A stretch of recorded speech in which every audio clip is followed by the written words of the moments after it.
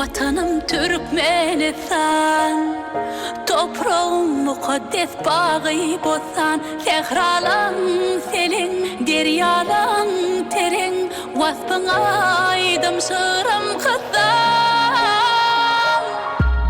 Dünyemin yadı, vurduğumun tadı, baktım mekanı, tenpin vatanım.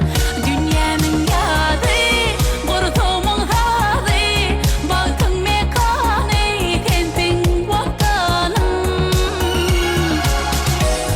Parahatlık yollarına, azuduluk pek ilerinde, arkadağlı serdar bilen, gülle yer gül açar bu vatan. Parahatlık yollarına, azuduluk pek ilerinde, arkadağlı serdar bilen, gülle yer gül açar bu vatan.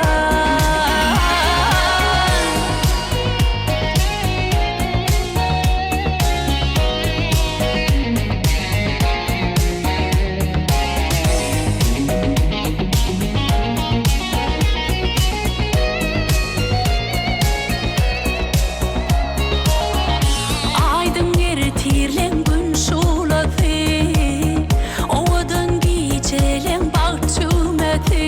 Erkana yaşayat koynumda bir baklı, dillerde vatan namazı. Dünyemin yadı, vurduğumun tadı, baktım mekanı, tenpin vatanım. Dünyemin yadı, vurduğumun tadı, baktım mekanı, tenpin vatanım. Parahatlık yollarına, azuduluk pek ilerinde, arkadağlı serdar bilen, gülle yer gül açar bu vatan. Parahatlık yollarına, azuduluk pek ilerinde, arkadağlı serdar bilen, gülle yer gül açar bu vatan.